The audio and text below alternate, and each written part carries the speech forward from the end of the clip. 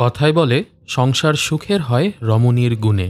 কিন্তু কোনো মধ্যবিত্ত যুবক যখন উচ্চাভিলাষী কোনো নারীকে বিয়ে করে, তখন স্ত্রীর ক্রমবর্ধমান চাহিদা মেটাতে তার অবস্থা হয় ত্রাহি ত্রাহি। আর সংসারের সেই দুর্বল মুহূর্তের সুযোগ নেওয়ার জন্য প্রস্তুত থাকে অসংখ্য ধনী মাঝবয়সী লোকেরা। ঠিক এমনই একটা গল্প শুনতে চলেছি আমরা। সুন্দরী এবং আবেদনময়ী স্ত্রী রিমিকে বিয়ে করে বিপদে আছে অনিক। অনিকের অল্প আয়ের চাকরি, তার সাথে বাড়িতে আছে মানসিক রোগী ভাই আনিস। টানাটানির সংসারে রিমির আবদার ছিল তাকে ছুটিতে একটা রিসোর্টে ঘোরাতে নিয়ে যেতে হবে। অনিকের এক পরিচিত বন্ধু একটা রিসোর্টে স্টাফ হিসাবে কাজ করে। সেই সুবাদে সে তার রিসোর্টে অনিককে অল্প খরচে একটা রুম ঠিক করে দেয়। রিসোর্টে যাবার আগ পর্যন্ত সব ঠিকই ছিল, কিন্তু রিমি ভেবেছিল তাদের রুমটা খুব পশ হবে, সুইট টাইপের ডিলাক্স রুম হবে। কিন্তু সাধাসিধে একটা রুম দেখে রিমি খুবই বিরক্ত হলো স্বামীর উপর। বিয়ের পরে প্রথম রিসোর্টে ট্যুর, তার স্বামী একটা ভালো রুমও ম্যানেজ করতে পারল না। মেজাজ খারাপ করে সে রুম থেকে বের হয়ে গেল। দূর থেকে একটা নগ্ন নারীর আবক্ষ ছবি আঁকতে আঁকতে এসবই খেয়াল করছিলেন বিখ্যাত চিত্রশিল্পী প্রফেসর মুস্তাক খান। অল্পতেই তিনি বুঝে ফেলেন রিমির অর্থ সম্পদের প্রতি লালসা রয়েছে। এরকম মেয়েদেরকেই তো তার চাই। বিয়ে করেছিলেন তিনি গুলশান আরা নামের একজন মহিলাকে, কিন্তু এখন তো তাকে আর ভালো লাগে না মুস্তাকের। ভার্সিটির প্রফেসর হওয়ায় টার্গেট করেন তিনি তরুণীদের, যাদের তার খ্যাতি আর সম্পদের ফাঁদে ফেলে বিছানায় নেন তিনি। তার স্ত্রী শুরুর দিকে নিজের স্বামীর লাম্পট্যের প্রতিবাদ করছিলেন, কিন্তু এরপর থেকে মুস্তাক জোর করে তাকে ইঞ্জেকশন দিয়ে রাখত।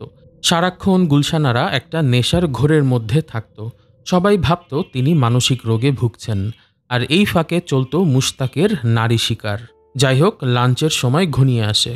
লাঞ্চে রিমি একটা স্লিভলেস ব্লাউজ আর শাড়ি পরে ডাইনিংয়ে যায় খেতে। তার প্রতি মুস্তাকের লোলুপ দৃষ্টি নজর এড়ায় না রিমির। ব্যাপারটা অনিকও খেয়াল করে। অন্য লোকেরা রিমিকে চোখ দিয়ে গিলছে, ব্যাপারটা সহ্য হয় না তার। সে রিমিকে একটু ডিসেন্ট পোশাক পরতে বলে। সমালোচনা করায় রিমি অনিকের ওপর ক্ষেপে যায় এবং না খেয়েই সেখান থেকে বের হয়ে বাইরে গিয়ে বসে। এই সুযোগটাই তো খুঁজছিল মুস্তাক। অনিকের অলক্ষ্যে সে গল্প করার ছুতোয় রিমির কাছে চলে যায়। ভালো ভালো কথা বলে রিমির মন গলিয়ে দেয়। রিমি আফসোস করে মুস্তাকের কাছে গরিব ঘরের মেয়ে হওয়ায় বাধ্য হয়ে তাকে অনিককে বিয়ে করতে হয়েছে। এমন টানাটানির সংসার আর হিসেবি জীবন তার পছন্দ নয়। মুস্তাক চোখ মুছতে একটা রুমাল দেয় রিমিকে।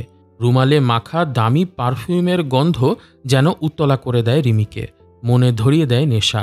মুস্তাকও রিমিকে বলে তার স্ত্রী মানসিক রোগী, তারও জীবনে একজন সঠিক সঙ্গী প্রয়োজন। সেই সাথে তার বিপুল অর্থ সম্পদেরও একটা বিবরণ দিয়ে দেন সুযোগ বুঝে।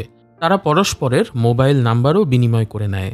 রাতে গুলশানারা ওষুধের প্রভাবে নেশাগ্রস্ত হয়ে সুইমিং পুলের পাড়ে বসে থাকে, আর সেই সুযোগে মুস্তাক ফোনে কথা বলা শুরু করে রিমির সাথে। রিমিও বারান্দায় দাঁড়িয়ে কথা বলতে থাকে তার সঙ্গে। মুস্তাক চায় রিমির লজ্জা ভেঙে ফেলতে। তারা নানা ধরনের সিডাকটিভ কথা বলতে থাকে। রিমিও মুস্তাকের ডাকে সাড়া দিয়ে তার কটেজের কাছে চলে আসে। গভীর রাতে মুস্তাক ড্রিঙ্কস করছিল সুইমিং পুলে নেমে। রিমিও অর্ধ আব্রু খুলে ঝাঁপিয়ে পড়ে পুলে। রিমির নামার সাথে সাথেই মুস্তাক বলে ওঠে সুইমিং পুলের পানি নাকি গরম হয়ে গেছে। রিমিও মুস্তাকের দুর্বলতার সুযোগ নিতে ভোলে না।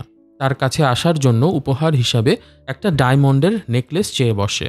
মুস্তাকের অবশ্য তাতে রাজি না হওয়ার কোনো কারণ নেই, কিন্তু তারা ঘনিষ্ঠ হবার আগ মুহূর্তেই সেখানে চলে আসে মুস্তাকের স্ত্রী গুলশান আরা। ওষুধের ঘোর কেটে যাওয়ায় গুলশান আরা মুস্তাককে রুমে নিয়ে বকাবকি করতে থাকেন। আসলেও মুস্তাক আহমেদের এই যে এত টাকা পয়সার ফুটানি, সবই কিন্তু গুলশান আরার বাবার সম্পত্তির উপর দাঁড়িয়ে। মুস্তাক ভালো ছাত্র ছিল বটে, কিন্তু তাকে ভার্সিটির শিক্ষকের চাকরি দেওয়াতেও ভূমিকা ছিল গুলশান আরার পিতার। কিন্তু শ্বশুরের মৃত্যুর পরই মুস্তাক সব সম্পত্তি নিজের হাতের মুঠোয় নিয়ে নেয়। গুলশান আরাকে ওষুধের প্রভাবে বানিয়ে রাখে মানসিক রোগী। এবারও গুলশান আরাকে বেশি কথা বলতে দেয় না সে। জোর করে ইঞ্জেকশন দিয়ে ঘুম পাড়িয়ে ফেলে মুস্তাক। এদিকে রিমি ভেবেছিল স্ত্রীর কাছে হাতে নাতে ধরা পড়ার পর মুস্তাক হয়তো তার সঙ্গে আর যোগাযোগ রাখবে না, তাই সে তার স্বামী অনিকের সঙ্গে আবারও সম্পর্ক স্বাভাবিক করার চেষ্টা করে। সকালবেলা অনিক রিমির জন্য ফুল কিনে আনে, কিন্তু হঠাৎই রিমি দেখতে পায় মুস্তাক তার দিকে এগিয়ে আসছে একটা ডায়মন্ডের নেকলেসের প্যাকেট নিয়ে। কিন্তু মুস্তাক অনিককে সাথে দেখতে পেয়ে দ্রুত উল্টো ঘুরে চলে যায়। অনেক কিন্তু মুশতাককে দেখে বেশ রেগে যায় এবং রিমিকে প্রশ্ন করে মুশতাক কেন রিমির প্রতি এত আগ্রহ দেখাচ্ছে। অনেক সন্দেহ করছে দেখে রিমি পাল্টা রাগ দেখিয়ে সেখান থেকে উঠে চলে যায়। রিমি মুশতাককে জানিয়ে দেয় পরদিন তার স্বামী কি একটা কাজে রিসোর্টের বাইরে যাবে, সেই সময়টা সে ঘরে একাই থাকবে। এ যেন ছিল মুশতাকের প্রতি তার একটা কামনার আহ্বান। অনেক স্ত্রীর এমন ব্যবহারে বেশ ডিপ্রেসড হয়ে পড়ে। সে নিজেদের অতীত স্মৃতি ভাবে, আবার রিমির সঙ্গে মুশতাকের বর্তমানে গড়ে ওঠা সম্পর্ক নিয়েও ভাবনায় পড়ে যায়। এর মধ্যে রিমিকে মুশতাকের সঙ্গে কথা বলতে হাতে নাতে ধরে ফেলে সে। ফোনে মুশতাক নিজেকে জাস্ট ফ্রেন্ড বলে দাবি করে। তবে নিজের স্ত্রীর বিশ্বাসঘাতকতায় মনে প্রচণ্ড আঘাত পায় অনেক। স্ত্রীকে একা ফেলে সে চলে যায় রিসোর্ট থেকে। প্রিয় দর্শক, আমরা দেখছি সম্প্রতি চরকিতে মুক্তিপ্রাপ্ত ওয়েব ফিল্ম গ্যারাকলের গল্প, যেখানে এক মধ্যবিত্ত পরিবারের উচ্চাভিলাষী বধূ রিমিকে নিজের অর্থবৃত্তের লালসার টোপে ফেলে দেন বিখ্যাত শিল্পী প্রফেসর মুশতাক খান। এই ফাঁদ কি শুধু মুশতাকের কামনা, নাকি রিমিকে আসলেও ভালোবেসে ফেলেছেন তিনি? রিমির পরিণতি জানতে দেখতে থাকুন আমাদের এই ভিডিওটি। অনেক চলে যাবার পরে যেন ফাঁকা মাঠে গোল দেবার পরিকল্পনা করে মুশতাক। রিমির জন্য রিসোর্টের সবচেয়ে বিলাসবহুল রুমটা বুক দেওয়ার পরিকল্পনা করেন তিনি। এখানে সময় কাটিয়ে তারা ঢাকা ফিরে যাবে। রিমি ডিভোর্স দেবে অনিককে, আর গুলশান আরাকে মানসিক হাসপাতালে পাঠিয়ে দেবে মুশতাক। তারপর শুরু হবে তাদের কামনাময় সংসার। রিমির মনের সব বিলাসী স্বপ্নও হবে পূরণ। কিন্তু রিমি এখানে আলাদা রুম বুকিং দিতে নিষেধ করে, তাতে সবার নজরে পড়ে যেতে পারে তাদের অবৈধ সম্পর্কটা। তাই অনেক না থাকার সুযোগে তার ফাঁকা ঘরটাই হতে পারে রিমি আর মুশতাকের বাসর। রিমির নিজের ঘরে ডাকার আহ্বানে মুশতাক যেন পাগলা ঘোড়া হয়ে যায়। কামনার আগুন নেভাতে লাফিয়ে লাফিয়ে চলে যায় রিমির ঘরে। প্রিয় দর্শক, এখন আমরা অনেক আগের একটা ঘটনা দেখব। আমরা শুরুতেই বলেছিলাম রিমির স্বামী অনিকের একটা ভাই আছে আনিস নামে, যে ছিল মানসিক রোগী। আনিস কিন্তু সবসময় এরকম ছিল না। আগে সে একজন ব্রাইট স্টুডেন্ট ছিল, যে চারুকলা ডিপার্টমেন্টে পড়তো। তার গার্লফ্রেন্ডও ছিল একই ডিপার্টমেন্টের রুবি নামের একটি মেয়ে। রুবি আনিসকে নিয়ে সবসময় দুশ্চিন্তায় থাকত, কারণ আনিস স্বভাবে ছিল কিছুটা বিপ্লবী ধরনের। যে কোনো অন্যায়ের বিরুদ্ধে সবসময় ভয়েস রেইজ করত সে। তার ফেসবুকে বিভিন্ন পোস্টের কারণে অনেকবারই শিক্ষক থেকে শুরু করে পুলিশ পর্যন্ত তাকে সতর্ক করেছে। কিন্তু সবার মানা অগ্রাহ্য করে আনিস চলত নিজের দর্শনে। আনিসের গার্লফ্রেন্ড রুবি ছিল ক্লাসের ফার্স্ট গার্ল। চোখ ভরা অনেক স্বপ্ন। এক্সিবিশনের জন্য নিজের ছবিগুলো রেডি করছিল একদিন সে। সাথে ছিল আনিস। কাজ শেষ করে রুবির সবগুলো ছবি দেখানোর কথা ছিল তার শিক্ষককে। রুবি আনিসকে রেখে চলে যায় প্রফেসরের রুমে। এমন সময় একটা ফোন আসে রুবির মায়ের। জরুরি কিছু একটা বলেন তিনি, ফলে রুবিকে ডাকতে অনেকটা না বলেই শিক্ষকের রুমে ঢুকে যায় আনিস। রুবির সেই শিক্ষক ছিলেন প্রফেসর মুশতাক খান। রাতের বেলা ফাঁকা রুমে রুবিকে একা পেয়ে রুবিকে একটু নিজের করে পেতে চেয়েছিলেন তিনি। রুবির বাধা সত্ত্বেও চেষ্টা করছিলেন রুবির ঠোঁটে ঠোঁট ছোঁয়ানোর। আর সেই মুহূর্তেই রুমের দরজায় এসে পড়ে আনিস। সাথে সাথেই রুবিকে ছেড়ে দেন মুশতাক। কিন্তু আনিস তো ছেড়ে দেওয়ার পাত্র না। আগেই বলেছি, সরকারের বিরুদ্ধে প্রতিবাদ করতেও আনিসের বাদ সাধ্য না।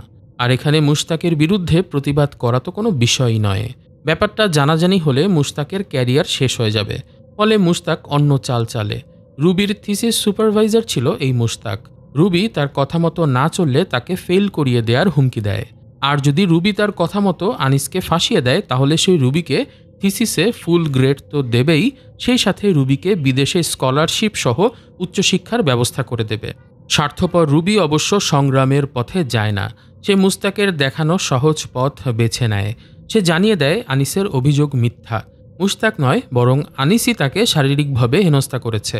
রুবি আরও বলে আনিস রাষ্ট্রবিরোধী সংগঠনের সাথে জড়িত। মুশতাকের মদতপুষ্ট ছাত্র সংগঠনগুলো রুবির এই বক্তব্য লুফে নেয়। তারা আনিসকে ব্যাপক মারধর করে। আহত অবস্থায় জুতার মালা পরিয়ে ক্যাম্পাস থেকে বের করে দেয়। ভার্সিটি থেকেও তাকে করা হয় রাশটিকেট। আনিস হয়ে যায় মানসিক বিকারগ্রস্ত একজন মানুষ। এই আনিসেরই আপন ভাই হলো আমাদের গল্পের নায়ক অনিক। বুঝতেই পারছেন, আমাদের গল্পটি এখন রূপ নিয়েছে এক ভয়ঙ্কর প্রতিশোধের আখ্যানে। অনিকের স্ত্রী রিমিকে আমরা এতক্ষণ যেভাবে দেখেছি, সে মোটেও সেরকম নয়, বরং খুবই সাদাসিধে একজন মহিলা তিনি। স্বামীর সংসার আর মধ্যবিত্ত জীবন নিয়ে তার কোনো কমপ্লেইনই ছিল না।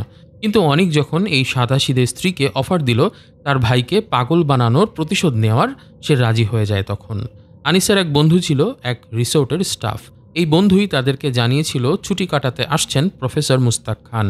অনেক খুব ভালো করেই জানতো মুস্তাকের নারী লোভের কথা, তাই রিমিকে দিয়ে প্ল্যান করেই সে বড়শিতে টোপ ফেলেছে। আর আস্তে আস্তে মুস্তাক লোভে পড়ে ফাঁদে আটকে গেছে। রিমির মোহ যেন হ্যামিলনের বাঁশিওয়ালার মতো মুস্তাককে ডেকে নিয়ে এসেছে তার ঘরে, আর এটাই তো চাইছিল তারা। মুস্তাকের ঘরের ভেতরে ঢোকা ভিডিও করে নেয় আনিসের বন্ধু। ভেতরে যাবার পর কৌশলে মুস্তাকের ফোন থেকে নিজের চ্যাট এবং কল হিস্ট্রি ডিলিট করে ফেলে রিমি, আর ঘনিষ্ঠ হবার বদলে বাঁচাও বাঁচাও বলে চিৎকার করতে থাকে। মুস্তাকের চোখের পর্দা সরে যায়। দ্রুত পালানোর জন্য রুমের বাইরে গেলে সে দেখতে পায় বাইরে মিডিয়ার লোকজন অপেক্ষা করছে অসংখ্য ক্যামেরা আর মাইক্রোফোন নিয়ে। অনেক ঘরে ঢুকে নিজের পরিচয় দেয়। মুস্তাক তাদের কাছে করজোরে ক্ষমা চায়, কিন্তু লাভ নেই। ইতিমধ্যেই অনেক আগে মুস্তাকের হাতে লাঞ্ছিত হওয়া সব ছাত্রীদের সাথে কথা বলে রেখেছে। তারাও রাজি হয়েছে সাক্ষ্য দিতে। আর রিসোর্টে হাতে নাতে ধরা খাওয়ার পর পুলিশ এসে গ্রেফতার করে নিয়ে যায় মুস্তাককে। তাকে নিয়ে যেতে দেখে তার স্ত্রী গুলশানারা। এতদিনের টর্চার থেকে যেন মুক্ত হয় তার মন। অনেক ঘরে ফিরে যায়। অসুস্থ হবার পরে এই প্রথম তারা আনিসের জন্মদিন পালন করে। আনিস কি আবার ফিরে আসতে পারবে স্বাভাবিক জীবনে? সময়ই বলে দেবে একথা। প্রিয় দর্শক, এতক্ষণ আমরা শুনছিলাম ফ্ল্যাশ ফিকশন ওয়েব ফিল্ম গ্যারা কল এর কাহিনী সংক্ষেপ। শুরুতে গল্পের ধরন একরকম মনে হলেও পরে গল্পটি পরিণত হয় এক রিভেঞ্জ থ্রিলারে। গল্পের একদম শুরুতে অবশ্য একটা মেটাফোর দেখানো হয়েছিল, যেখানে দেখা যায় গল্পের নায়ক অনিক তার স্ত্রী রিমির কোলে একটা কবুতর রেখে চোখ বেঁধে গুলি করছে। মানে নিজের স্ত্রীর উপর ঝুঁকি নিয়ে তিনি শত্রুকে বধ করতে চাইছেন। সেটা দেখে অবশ্য শুরুতেই কাহিনী নিয়ে একটু ধারণা পাওয়া গিয়েছিল। এরই সাথে শেষ করছি আমাদের ভিডিও। প্রিয় দর্শক, আমাদের আর ফর রিভিউ বাংলা চ্যানেলে আমরা সাধারণত বাংলা ভাষার কন্টেন্টগুলোকে এক্সপ্লেইন করে থাকি। কিছুদিন আগেই আপনাদের ভালোবাসা এবং শুভকামনায় আমাদের চ্যানেল 50,000 সাবস্ক্রাইবারের কোঠা পূরণ করেছে। আপনারা যারা আমাদের চ্যানেলের ভিডিও মাঝে মাঝেই দেখেন কিন্তু এখনও হয়তো ব্যস্ততার কারণে সাবস্ক্রাইব করা হয়ে ওঠেনি, তাদেরকে অনুরোধ করব অনুগ্রহ করে সাবস্ক্রাইব করে সঙ্গী হয়ে যান আমাদের চ্যানেলের পথ চলার। আজকের ভিডিওটি ভালো লাগলে লাইক করুন, কমেন্ট করে উৎসাহিত করুন এবং এরকম আরও ভিডিও দেখতে চাইলে আমাদের চ্যানেলটি সাবস্ক্রাইব করতে ভুলবেন না। প্রিয় দর্শক, আপনারা চাইলে কিন্তু আমাদের সঙ্গে ফেসবুকেও কানেক্টেড থাকতে পারেন। সেজন্য আপনাদেরকে ফলো করতে হবে ফেসবুকে আমাদের আর ফর রিভিউ বাংলা পেজটি। সবাই অনেক ভালো থাকবেন, সুস্থ থাকবেন এই কামনায় আজকের মতো এখানেই শেষ করছি। বিদায়।